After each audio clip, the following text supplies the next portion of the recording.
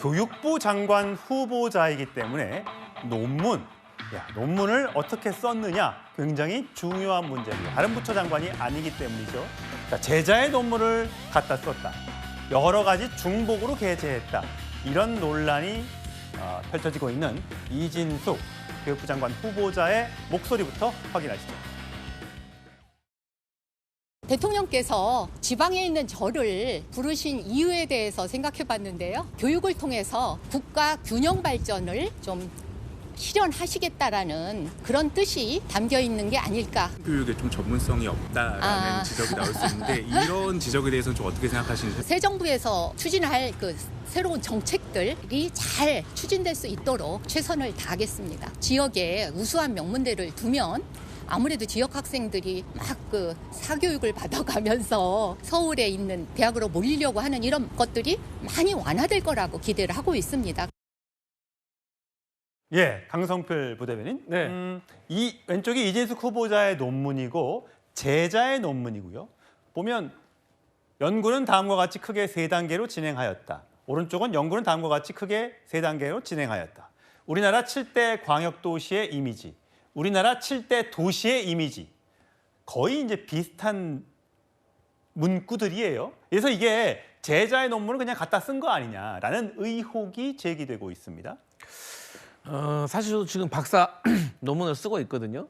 그냥 교수에게 이제 지도를 받아요. 근데 지도받는 과정 속에서 이 문장 하나도 다 이렇게 잘못된 문장을 뭐 이렇게 수정을 받고 이렇게 하는데 저는 이 후보자와 이 제자의 입장을 서로 같이 들어볼 필요가 분명히 있다고 생각을 합니다.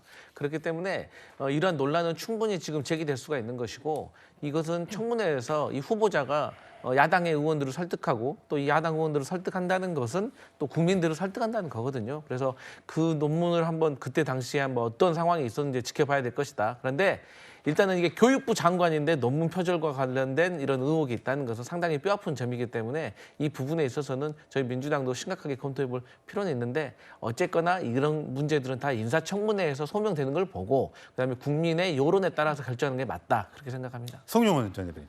이게 요즘에 모든 그 인사청문 올라가는 후보자들이 청문회에서 밝히겠다라고 얘기를 하고 있습니다. 당연히 청문회에 밝혀야죠.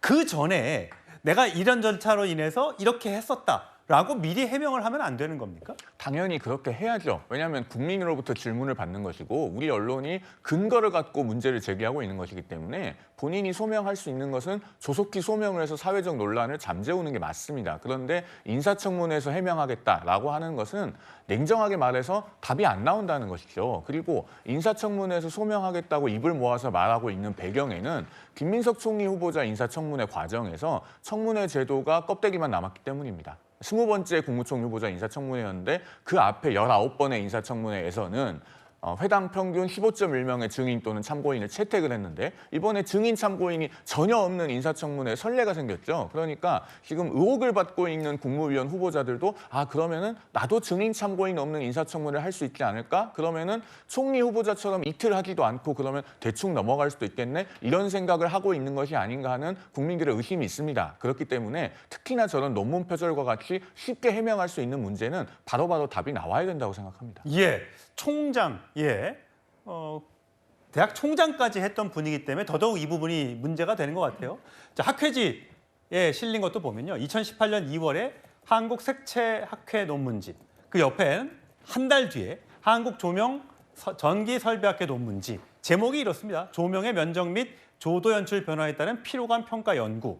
오른쪽은 조명의 면적 및 조도 연출 변화에 따른 불쾌 글레어 평가 연구. 불쾌 글레어가 사실상 피로감하고 같은 뜻이기 때문에 똑같지 않느냐. 유사도가 뭐 거의 35%.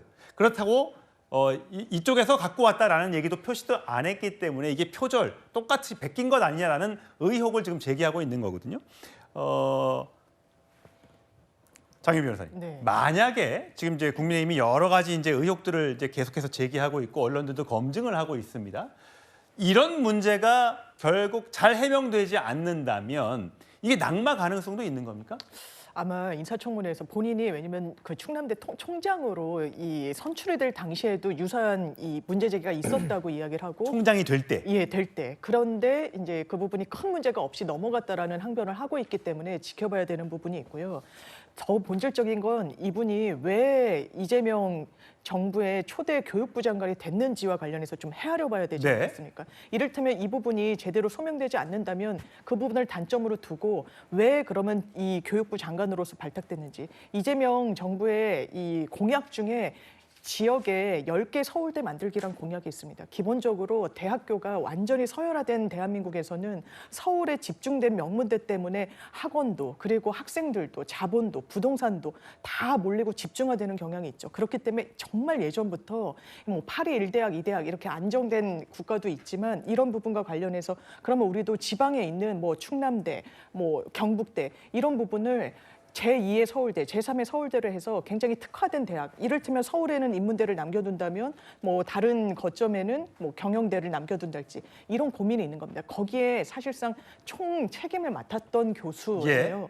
그것을 제일 잘할 수 있는 적임자라는 그런 부분 때문에 발탁이 된 부분이 있어서 저는 두 개를 견주었을 때 이 사람의 직무 적합성이 훨씬 높이 평가돼야 된다고 생각합니다. 예, 뭐 이재명 대통령 입장에서는 교육개혁의 적임자라고 판단할 수 있겠습니다만 국민은 과거에 논문 표절 의혹으로 낙마했던 송자 전 교육부 장관, 김병준 전 부총리 겸 교육부 장관 후보자 사례도 있기 때문에 더 높은 도덕성에 대한 기준이 있는 것 같습니다. 앞으로 해명 저희가 계속해서 추적해 보도록 하겠습니다.